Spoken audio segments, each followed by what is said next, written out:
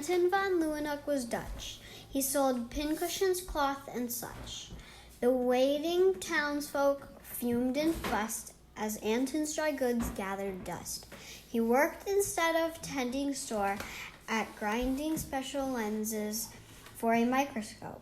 Some of the things he looked at were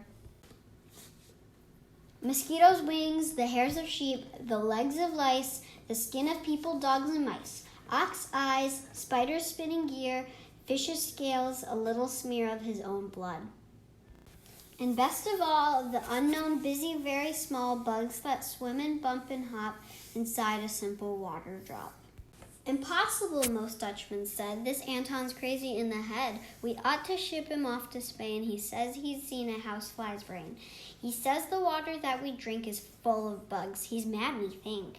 They called him Dummkopf, which means dope. That's how we got the microscope.